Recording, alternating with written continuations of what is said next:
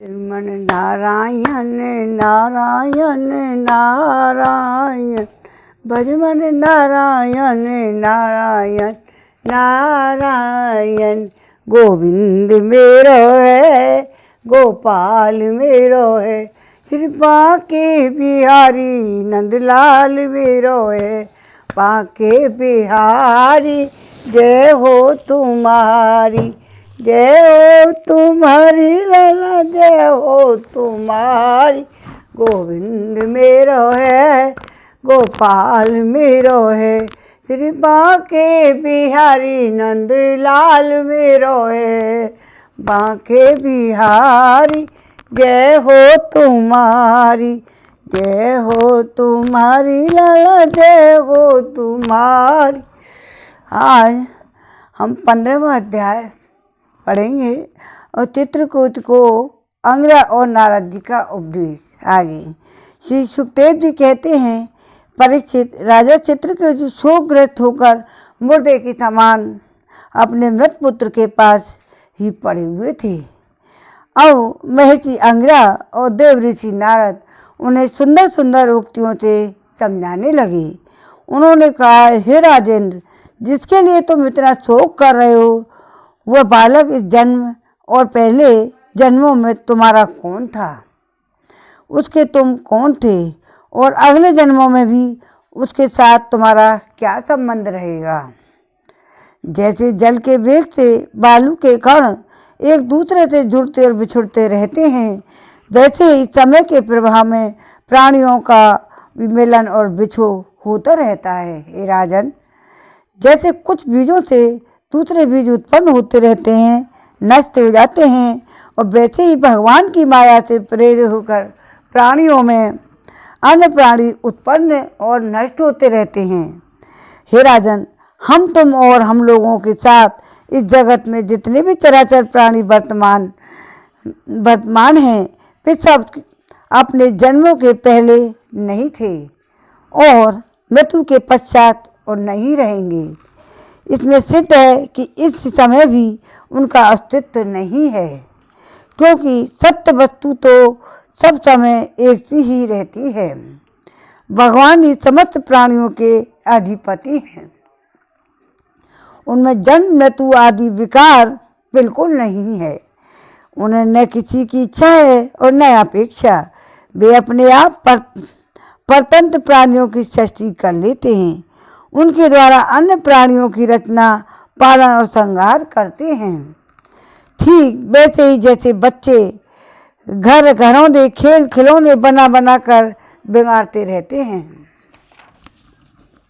हे राजन, जैसे एक बीज से दूसरा बीज उत्पन्न होता है, वैसे ही पिता के देह द्वारा माता की देह से पुत्र की देह उत्पन्न होती है। माता पिता और पुत्र जीव के रूप में देही है और बाह्य दृष्टि से केवल शरीर।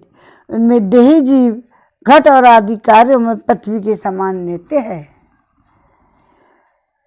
हे राजन, जैसे एक ही मत का रूप वस्तु में घटत्व आदि जाति और घट आदि व्यक्तियों का विभाग केवल कल्पना मात्र है, उसी समय यह देह और देह का विभाग भी अनादि और अविद्या कल्पित है।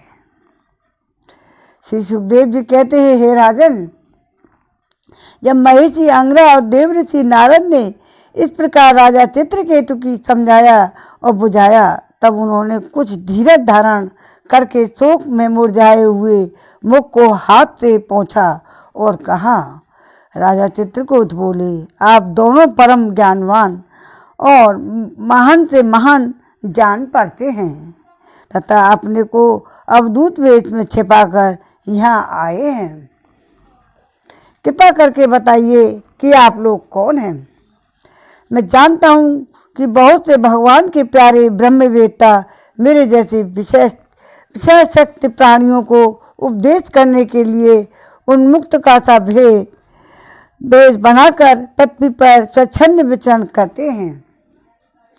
सनत कुमार, नारद, ऋभु और अंगिरा, देवल, असित, अपांतरत अपांतरत में और व्यास, मार्कंड, गौतम और वशिष्ठ, भगवान परशुराम, कपिल देव, सुखदेव, दुर्वासा, याज्ञवल्क्य के जातकर्ण, आयुणी, रोमस, सत्यवन, दत्तात्रेय, आसुर और पतंजलि, बेशरा और बौद्ध मुनि, पंचशिरा, हिरण्यनाभ, कौशल्य, ऋतुदेव, ऋतुध्वज, ये सब दूसरे सिद्धेश्वर ऋषि मुनि ज्ञान दान करने के लिए पृथ्वी पर विचरते रहते हैं। हे स्वामियों, मैं विषय भोगों में फंसा हुआ मूढ़ बुद्धि ग्राम में पशु हूँ और अज्ञान के घोर अंधकार में डूब रहा हूँ। आप लोग मुझे ज्ञान की ज्योति से प्रकाश के केंद्र में लगाइए। क्या है इसका अर्थ? क्या है कि अनित्य होने के कारण शरीर असत्य है, शरीर असत्य होने के कारण उनमें भिन्न भिन्न अभिमानी हुई असत्य ही। त्रिकाला बाधित सत्य तो एकमात्र परमात्मा है, अतः शोक करना किसी प्रकार भी उचित नहीं है। तो महेशी अंगना ने कहा, हे राजन, जिस समय तुम पुत्र के लिए बहुत लालायित थे, तब मैंने ही तुम्हें पुत्र दिया है। मैं अंगिरा हूँ।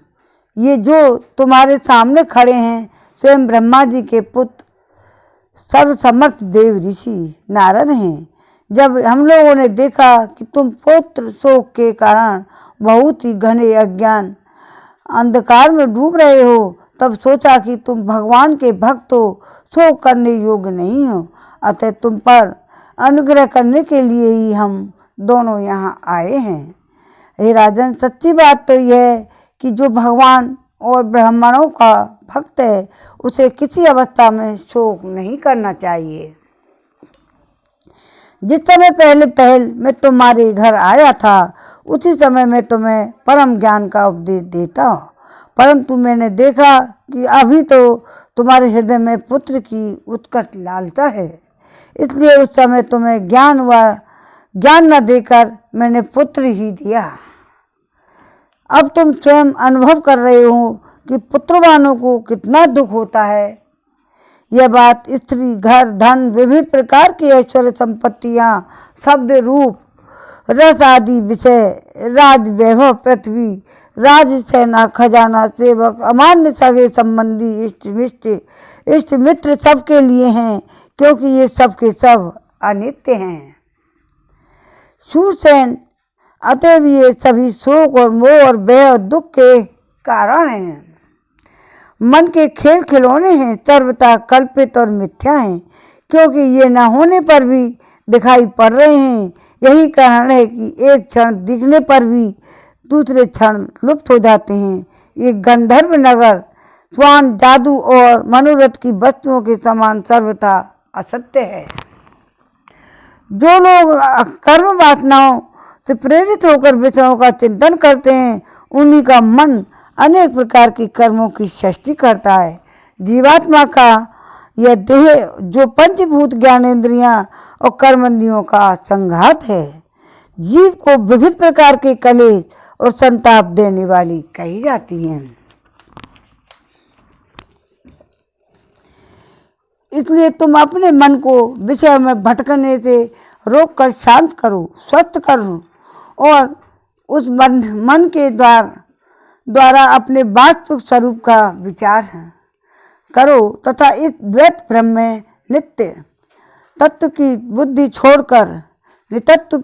छोड़कर परम शांति स्वरूप परमात्मा में स्थित हो जाओ। देव ऋषि नारद ने कहा, हे राजन, तुम एकाग्र चित्त से मुझसे यह मंत्र उपनिषद ग्रहण करो। इसे धारण करने से 7 रात में ही तुम भगवान शंकरसन का दर्शन होगा।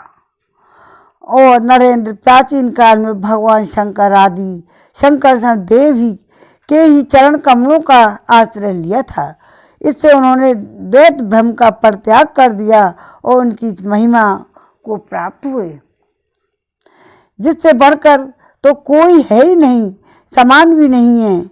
और तुम भी बहुत शीघ्र ही भगवान की उसी परम पद को प्राप्त कर लोगे। आज 15वां अध्याय बहुत छोटा था, पूरा हो गया है। मैं विराम अभी नहीं दे रही। अब 16वां अध्याय सुनो। श्रीमन नारायण नारायण नारायण भजमन नारायण नारायण नारायण। परमात्मा में लीन रहो, परमात्मा से भरकर कोई नहीं है। अब यह चित्रकूट को वैराग्य और शंकरसन देव के दर्शन होंगे इस 16वें अध्याय में। श्री सुखदेव जी कहते हैं, परीक्षित, तदंतर देव ऋषि नारद ने मृत राजकुमार की जीवात्मा को शोकाकुल स्वजनों के सामने प्रत्यक्ष बुलाकर कहा। और उस जो मृत आत्मा ही उसका बच्चा था उसको बुला लिया। देव ऋषि नारद ने कहा, जीवात्मन, तुम्हारा कल्याण हो। देखो, तुम्हारे माता पिता सुहृद संबंधी तुम्हारे वियोग से अत्यंत शोकाकुल हो रहे हैं, इसलिए तुम अपने शरीर में आ जाओ और शेष आयु अपने सगे संबंधियों के साथ ही रहकर व्यतीत करो। अपने पिता के दिए हुए भोगों को भोगो और राज सिंहासन पर बैठो। जीवात्मा ने कहा, देव ऋषि, मैं अपने कर्मों के अनुसार देवता, मनुष्य, पशु, पक्षी आदि योनियों में न जाने कितने जन्मों से भटक रहा हूँ। उनमें से ये लोग किस जन्म में मेरे माता पिता हुए। विभिन्न जन्मों में सभी एक दूसरे के भाई बंधु, नाती गोती, मित्र, शत्रु, मध्यस्थ, उदासीन, देशी होते रहते हैं। जैसे सुवर्ण आदि क्रय विक्रय की वस्तुएं एक व्यापारी से दूसरे व्यापार के पास जाती रहती हैं, वैसे ही जीव भी भिन्न भिन्न योनियों में भिन्न भिन्न उसमें उत्पन्न होते रहते हैं। इस प्रकार विचार करने से पता लगता है कि मनुष्य की अपेक्षा अधिक दिन ठहरने वाले सुवर्ण और पदार्थों का संबंध भी मनुष्य के साथ स्थायी नहीं, क्षणिक ही होता है। जब तक जिसका जिस वस्तु से संबंध रहता है तभी तक उसकी उस वस्तु में ममता भी रहती है। जीव नित्य और अहंकार रहित है। वह गर्भ में आकर जब तक जिस शरीर में रहता है तभी तक उस शरीर को अपना समझता है। यह जीव नित्य अविनाशी, सूक्ष्म जन्म दरहित, जन्म और सबका आश्रय है और स्वयं प्रकाश है। इसमें स्वरूप तय है, जन्म मृत्यु आदि कुछ भी नहीं है। फिर भी यह ईश्वर रूप होने के कारण अपनी माया के गुणों से ही अपने आप को विषय के रूप में प्रकट कर देता है। इसका न तो कोई अत्यंत प्रिय है और न कोई अप्रिय है।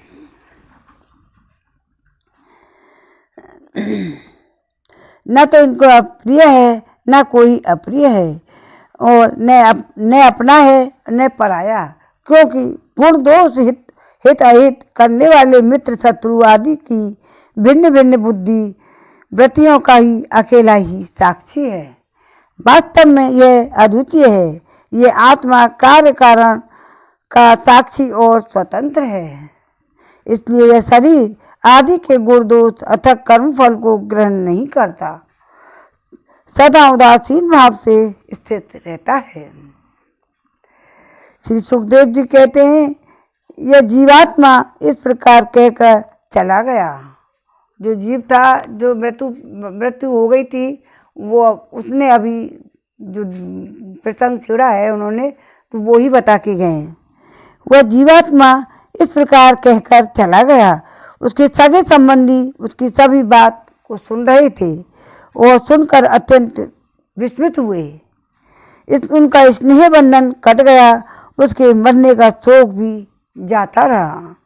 इसके बाद जाति वालों ने बालक की मृत देह को ले जाकर तत्कालोचित संस्कार और अनुदैविक क्रियाएं पूर्ण की और दुस्त्यज स्नेह को छोड़ दिया, जिसके कारण शोक, मोह और भय, दुख की प्राप्ति होती है।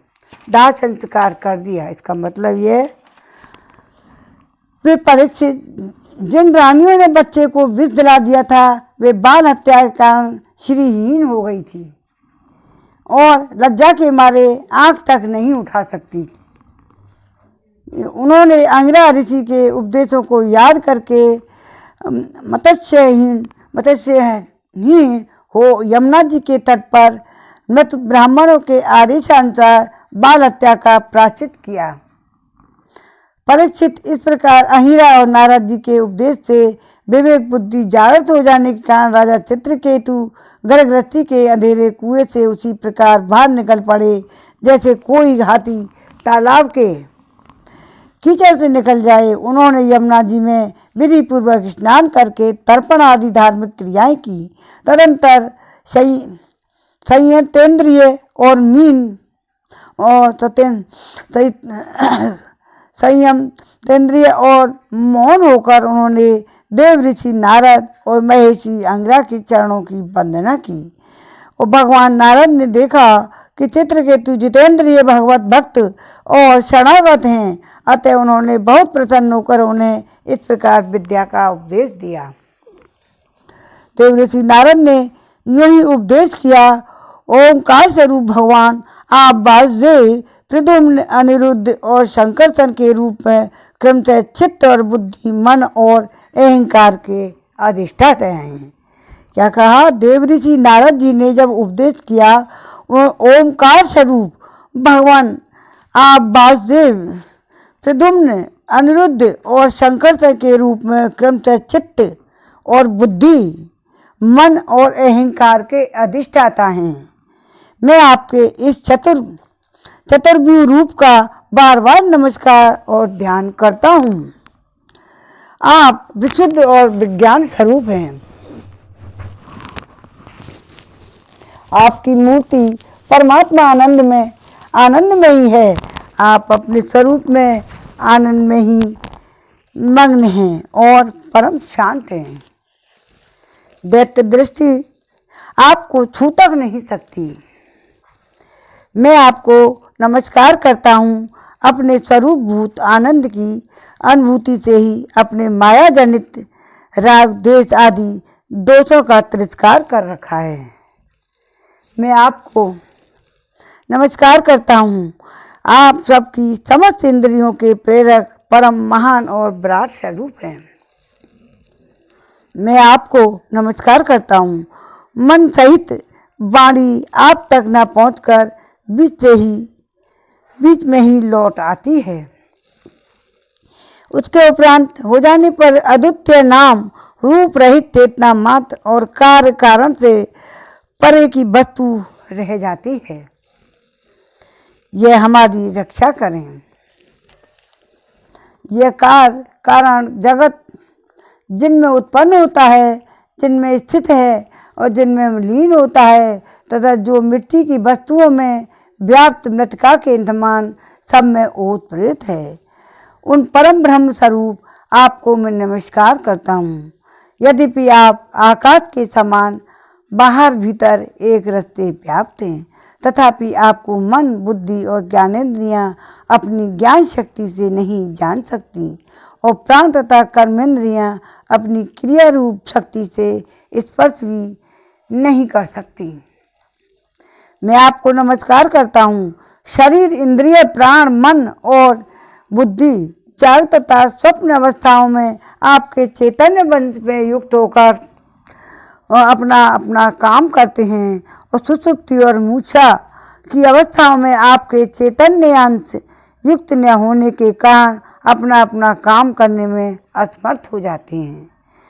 ठीक वैसे ही जैसे लोहा अग्नि से तप्त होने पर जला सकता है, अन्यथा नहीं।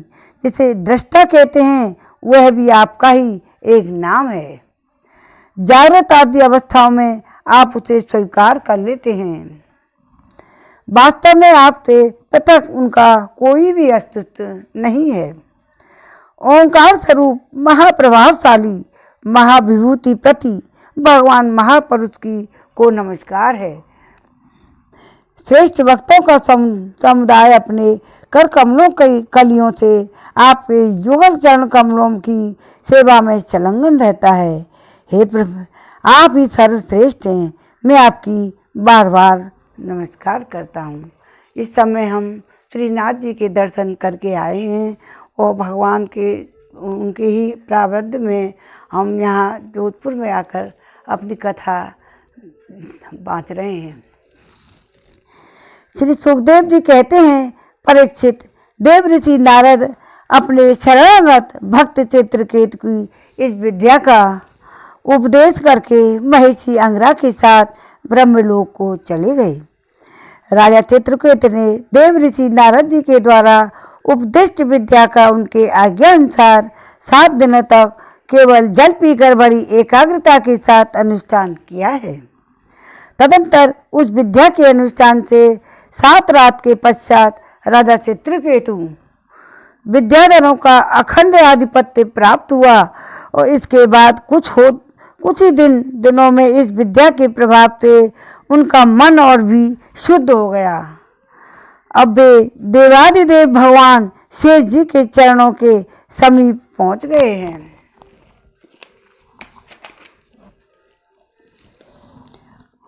उन्होंने देखा भगवान शेष जी सिद्धेश्वरी के मंडल में विराजमान हैं।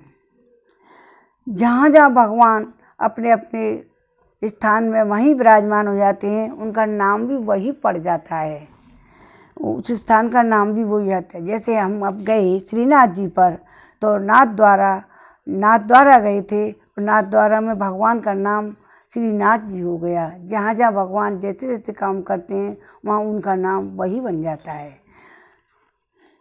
उस पर गीले रंग का वस्त्र, उनका शरीर कमल नाल के समान और घोर वर्ण है, उस पर नीले रंग का वस्त्र पहरा रहा है। सिर पर किरीट, बाहों में बाजू बंद, कमर में करधनी और कलाई में कंगन आभूषण चमक रहे हैं। नेत्र रत्नारे हैं, मुख पर प्रसन्नता छा रही है। भगवान शेष का दर्शन करते ही राज ऋषि चित्रकेत के सारे पाप नष्ट हो गए।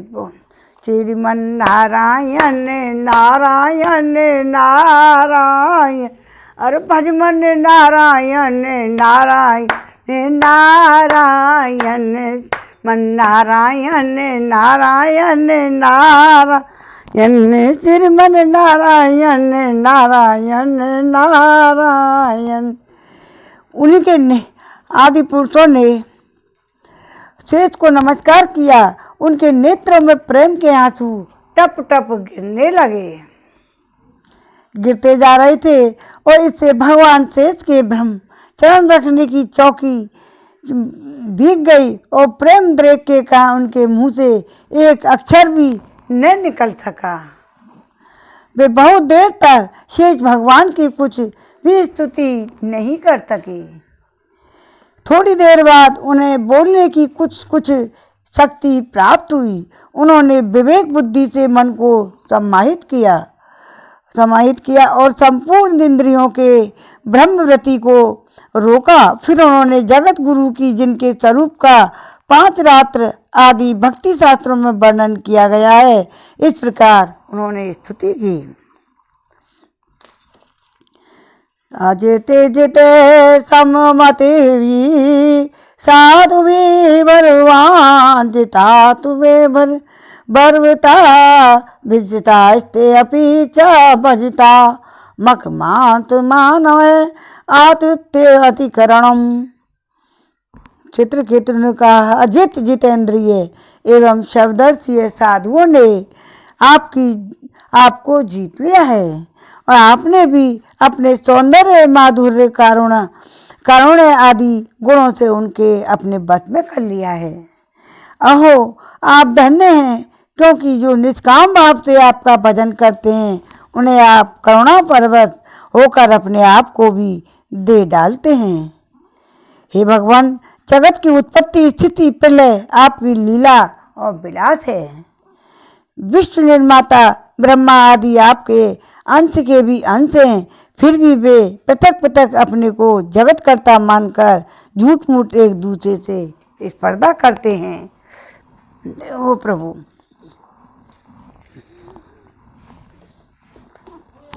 नन्हे से नन्हे परमाणु लेकर बड़े से बड़े महत तत्व पर्यंत संपूर्ण वस्तुओं के आदि अनंत और मध्य में आप ही विराजमान हैं तथा स्वयं आप आदि अंत और मध्य से रहित हैं, क्योंकि किसी भी पदार्थ के आदि और अंत में जो वस्तु रहती है वही मध्य में भी आती है, मध्य में भी रहती है।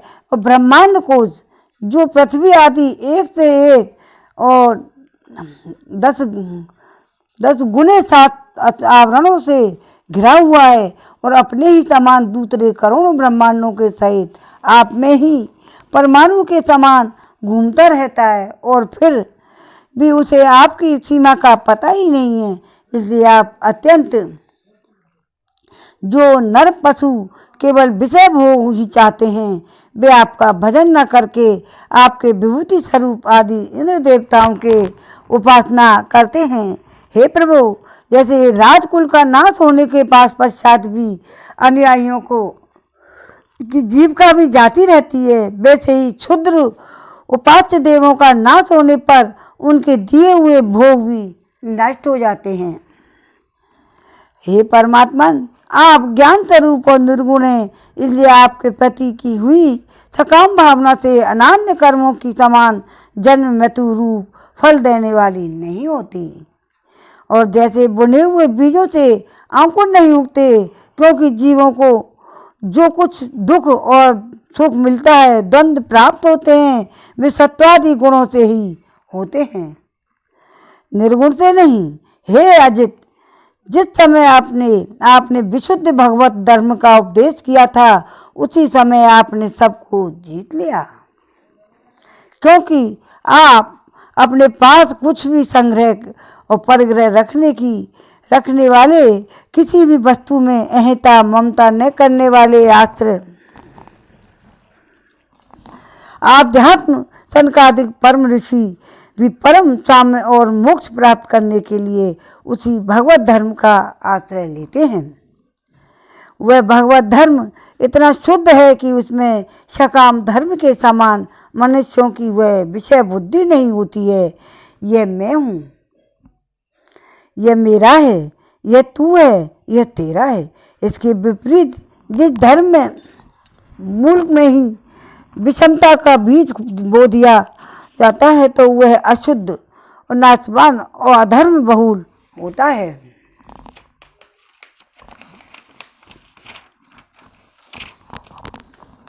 सकाम धर्म से अपना और दूसरे का भी अहित करने वाला है।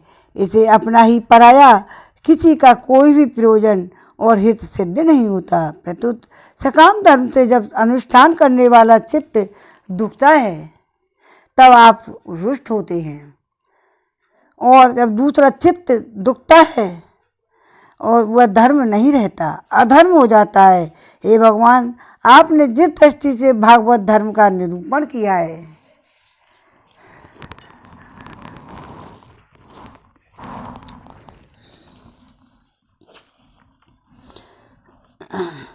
वह कभी परमार्थ से विचलित नहीं होता। इसलिए जो संत पुरुष चर अचर समस्त प्राणियों में समदृष्टि रखते हैं, वे ही उसका सेवन करते हैं। हे भगवान, आपके दर्शन मात्र से ही मनुष्यों के सारे पाप क्षीण हो जाते हैं। यह कोई असंभव बात नहीं है, क्योंकि आपका नाम एक बार सुनने में ही नीच चांडाल भी संसार से मुक्त हो जाता है।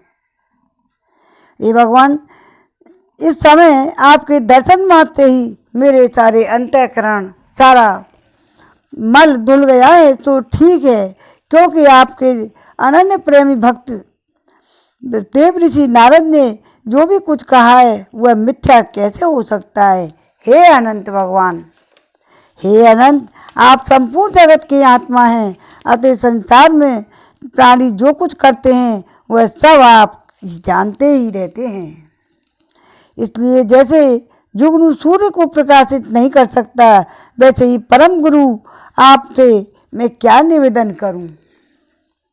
हे भगवान, आपकी ही अध्यक्षता में सारी जगत की उत्पत्ति स्थिति प्रलय होते रहते हैं, और कुयोगी जन भेद वृष्टि के कारण आपका वास्तविक स्वरूप नहीं जान पाते, और आप स्वरूप वास्तव में अत्यंत ही शुद्ध है। मैं आपको नमस्कार करता हूँ। आपकी चेष्टा से शक्ति प्राप्त करके ही ब्रह्मा और आदि लोकपालगण चेष्टा करने में समर्थ होते हैं। आपकी दृष्टि से जीवित होकर ही ज्ञानेंद्रियां अपने अपने विषयों का ग्रहण करने में समर्थ होती हैं। यह भूमंडल आपके सिर पर सरसों के दाने के समान जान पड़ता है।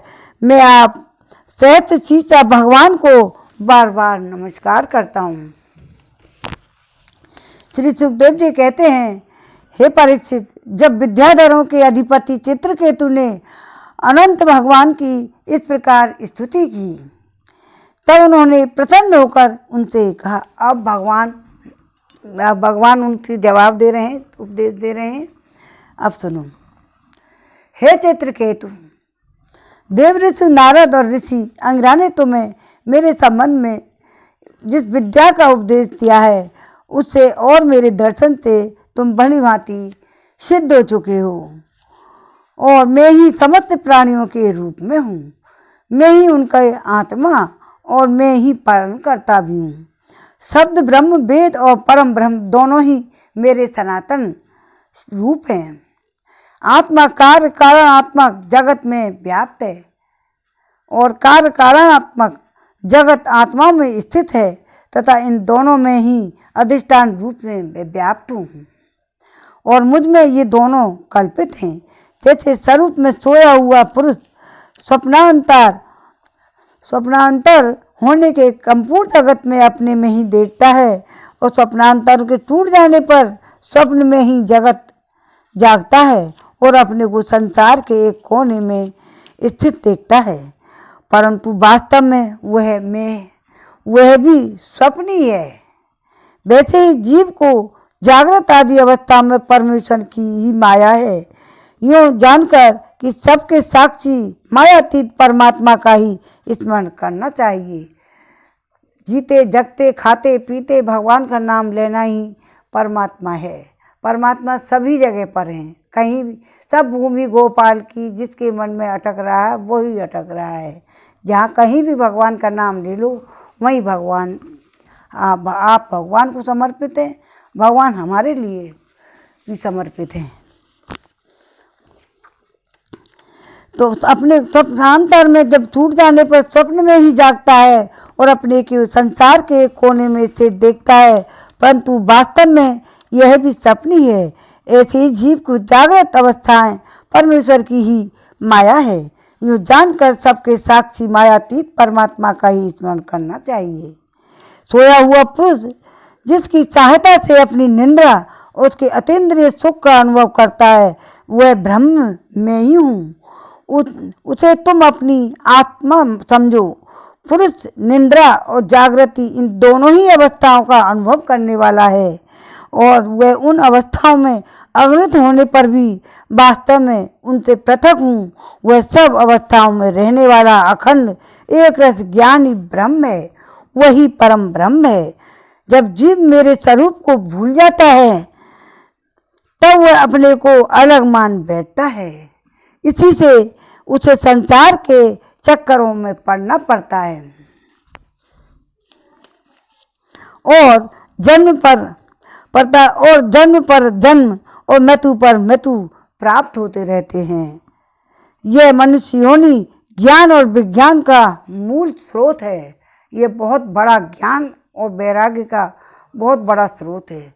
इसको सुनने में सुनाने में बहुत आनंद आता है और जो इसे पाकर भी अपने आत्म स्वरूप और परमात्मा को नहीं जान लेता उसे कहीं किसी भी योनि में शांति नहीं मिल सकती।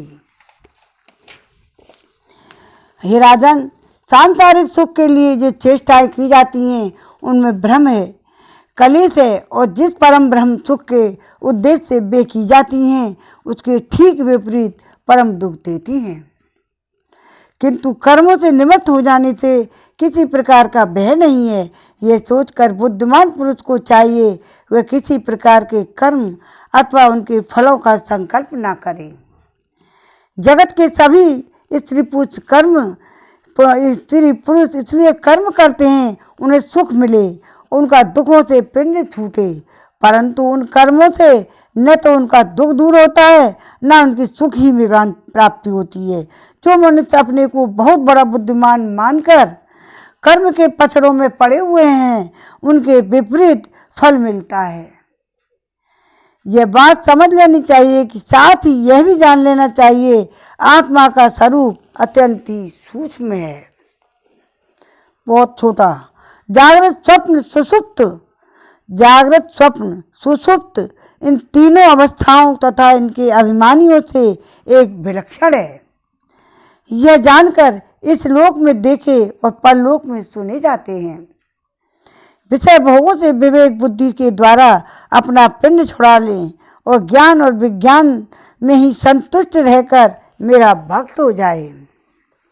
जो लोग योग मार्ग का तत्व समझने में निपुण हैं उनको भली भांति समझ लेना चाहिए। जो लोग योग करते हैं, योग मार्ग में निपुण हैं, भगवान में लीन हैं, और उनको ये बात समझ लेनी चाहिए कि जीव का सबसे बड़ा स्वार्थ व परमार्थ केवल इतना ही है कि वह ब्रह्म और आत्मा की एकता का अनुभव कर ले। हे राजन, यदि तुम मेरे इस उपदेश को सावधान होकर श्रद्धा भाव से धारण करोगे तो ज्ञान एवं विज्ञान से संपन्न होकर शीघ्र ही सिद्ध हो जाओगे। श्री सुखदेव जी कहते हैं कि हे राजन, जगत गुरु विश्वात्मा भगवान श्री हरि चित्रकेतु को इस प्रकार को समझा बुझाकर, नहीं आ रहा, और उनके सामने ही वहां से अंतर्धान हो गए। श्रीमन नारायण नारायण नारायण, भजमन नारायण नारायण नारायण। और 16वें अध्याय में यही विराम हो गया है। अभी 17वां और पढ़ेंगे। चित्रकेतु को पार्वती जी का शाप। श्री सुखदेव जी कहते हैं कि परीक्षित विद्याधर चित्रकेतु जिस दिशा में भगवान शंकर अंतर्धान हुए थे उसे नमस्कार करके आकाश मार्ग से स्वच्छंद विचरने लगे। महायोगी चित्रकेतु करोड़ों वर्षों तक सब प्रकार के संकल्पों को पूर्ण करने वाली सुमेर पर्वत की घाटियों में विहार करते रहे। उनके शरीर का बल और इंद्रियों की शक्ति अक्षुण्ण रही। बड़े बड़े मुनि सिद्ध चारण उनकी स्तुति करते रहते। उनकी प्रेरणा से विद्याधरों की विषयों की स्त्रियां उनके पास सर्वशक्तिमान भगवान के गुण और लीलाओं का गान करती रहती। एक दिन चित्रकेतु भगवान के तेज में विमान पर सवार होकर कहीं जा रहे थे।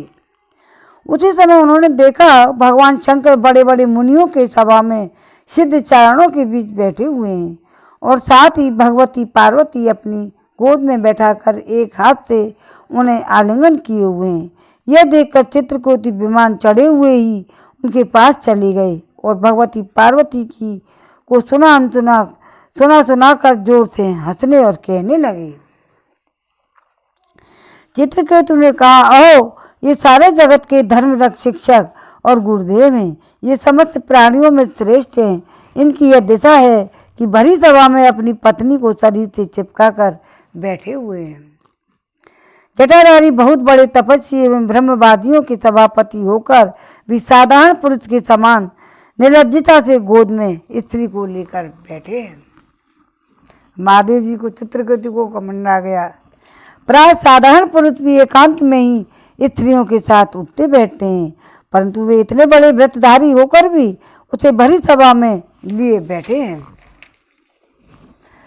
अब सुखदेव जी कहते हैं कि हे परीक्षित, भगवान शंकर की बुद्धि अगाध है। चित्रकेतु का यह कटाक्ष सुनकर वे हंसने लगे, कुछ भी बोले नहीं। उस सभा में बैठे हुए उनके अनुयायी सदस्य भी चुप रहे। चित्रकेतु को भगवान शंकर का प्रभाव मालूम नहीं था। इसी से वे उनके लिए बहुत कुछ बुरा भला बक रहे थे। उन्हें इस बात का घमंड हो गया था कि मैं जितेंद्रिय हूँ। पार्वती जी ने उनका यह धृष्टता देखी और क्रोध से कहा। पार्वती जी बोली, अहो, हम जैसे दुष्ट और निरज्जों का दंड के बल पर शासन एवं तिरस्कार करने वाले प्रभु इस संसार में यही है क्या? जान पड़ता है कि ब्रह्मा जी, भृगु, नारद और उनके पुत्र सनकादिक, परमर्षि, कपिल देव, मनु आदि बड़े बड़े महापुरुष धर्म का रहस्य नहीं जानते। तभी तो ये धर्म मर्यादा का उल्लंघन करने वाले भगवान शिव को इस काम से नहीं रोकते। ब्रह्मा आदि समस्त महापुरुष जिनके चरण कमलों का ध्यान करते रहते हैं, उन्हीं मंगलों को मंगल बनाने वाले साक्षात जगत गुरु भगवान का और उनके अनुयायी महात्माओं का इस अधम क्षत्रिय ने तिरस्कार किया है और शासन करने की चेष्टा की है। इसलिए यह ढीठ सर्वदा दंड का पात्र है। इसे अपने बड़प्पन का घमंड है। यह मूर्ख भगवान श्री हरि के चरण कमलों में रहने योग्य नहीं है, जिनकी उपासना बड़े बड़े सत्पुरुष किया करते हैं। चित्रकूट को इसके संबोधन कर चित्रकूट की तरफ कहा, देख कर कहा, अति दुर्मते, तुम पाप में अनुयायी असुर योनि में जाओ। ऐसा होने से बेटा तुम फिर कभी किसी महापुरुष का अपराध नहीं कर सकोगे।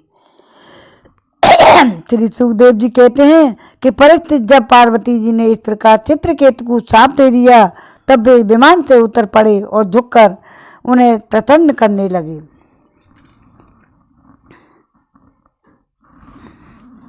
चित्रकेतु ने कहा, हे माता पार्वती, मैं बड़ी प्रसन्नता से आप अपने दोनों हाथ जोड़कर आपका श्राप स्वीकार करता हूँ, क्योंकि देवता लोग मुनियों के लिए जो भी कह देते हैं वह उनके प्रारब्ध अनुसार मिलने वाले फल की पूर्व सूचना मात्र होती है।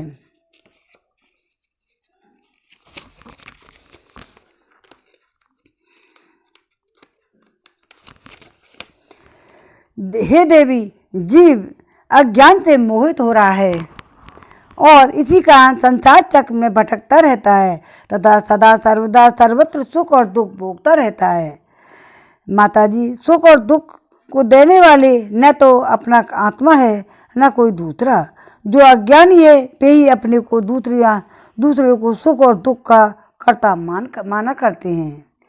हे जगत तत्व, हे रज आदि गुणों का स्वाभाविक प्रवाह है। इसमें क्या शाप और क्या अनुग्रह, क्या स्वर्ग क्या नरक, क्या सुख और क्या दुख।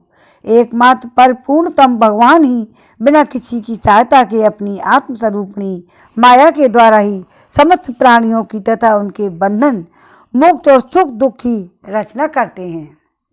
हे माता जी, भगवान श्री हरि सब में सम, माया और मल से रहित हैं।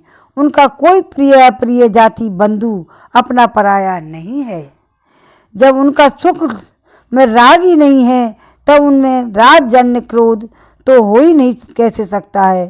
तथापि उनकी माया शक्ति के कार्य पाप और पुण्य ही प्राणियों के सुख दुख, हित और अहित, बंधु, मोक्ष और जन्म मृत्यु और आवागमन के कारण बनते हैं। पति प्राणा देवी, मैं ताप से मुक्त होने के लिए आपसे प्रसन्न नहीं कर रहा हूँ। मैं तो यह चाहता हूँ कि आपको मेरी जो बात अनुचित प्रतीत हुई हो उसके लिए क्षमा करें। श्री सुखदेव जी कहते हैं, हे परीक्षित, विद्याधर चित्रकूट भगवान शंकर और पार्वती जी को इस प्रकार प्रसन्न करके उनके सामने विमान पर सवार होकर वहां से चले गए। इससे उन लोगों को बड़ा विस्मय हुआ। तब भगवान शंकर ने देवता, ऋषि, दैत्य और सिद्ध पार्षदों के सामने ही भगवती पार्वती जी से यह बात कही। भगवान शंकर ने कहा, हे सुंदरी, दिव्य लीला विहारी भगवान ने निष्प्रिय उदार हृदय दास अनुदासों की महिमा तुमने अपनी आंखों से देख ली। जो लोग भगवान के शरणागत होते हैं वे किसी से भी नहीं डरते, क्योंकि उन्हें स्वर्ग, मोक्ष और नरकों में भी एक ही वस्तु के केवल भगवान के ही समान भाव से दर्शन होते हैं। जीवों को भगवान की लीला से ही देह का संयोग होने के कारण सुख दुख, जनन मरण, शाप, अनुग्रह, द्वंद्व प्राप्त होते हैं। जैसे स्वप्न में भेद भ्रम से सुख दुख आदि की प्रतीति होती है और जागृत अवस्था में ब्रह्मस माला में ही सर्व बुद्धि हो जाती है, वैसे ही मनुष्य अज्ञानवश आत्मा में देवता, मनुष्य आदि का भेद, गुण, दोषों आदि की कल्पना कर लेता है। जिनके पास ज्ञान और वैराग्य का बल है और जो भगवान वासुदेव के चरणों में भक्ति भाव रखते हैं, उनके लिए इस जगत में ऐसी कोई भी वस्तु नहीं है जिसे वे हे या उपादेश समझकर राग द्वेष करें। मैं ब्रह्मा जी, सनकादिक, नारद ऋषि, दीपक जला जाओ, ब्रह्मा जी के पुत्र भृगु आदि मुनि, बड़े बड़े देवता कोई भी भगवान की लीला का रहस्य नहीं जान पाते। ऐसी अवस्था में उनके नन्हे से नन्हे अंश हैं और अपने को उनसे अलग ईश्वर मान बैठे हैं। वे उनके स्वरूप को जान ही कैसे सकते हैं। भगवान को न कोई प्रिय है न ही अप्रिय, उनका न कोई अपना है न पराया। वे सभी प्राणियों में आत्मा में समान है, इसलिए सभी प्राणियों के प्रियतम हैं। हे प्रिय परम भगवान चित्रकेतु उन्हीं का प्रिय अंचर शांत और समदर्शी हैं। मैं भी भगवान श्री का हरि प्रिय हूँ, इसलिए तुम्हें भगवान के प्यारे भक्त शांत समदर्शी महात्मा पुरुषों के संबंध में किसी प्रकार का आश्चर्य नहीं करना चाहिए। श्रीमन नारायण नारायण नारायण, भजमन नारायण नारायण नारायण, श्रीमन नारायण नारायण नारायण। गोविंद मेरो है, गोपाल मेरो है। पार्वती जी से कह रहे हैं महादेव कि मैं भी उन्हीं का भजन करता हूँ, उनके पीछे मैं किसी की नहीं सुनता। ऐसे ही अभी आरती करने के लिए बुलाओ भी। श्री सुखदेव जी कहते बंद मत करो। परीक्षित बंद कर दिया। भगवान शंकर का दीपक जला भी बुला रही बहुत दूर से।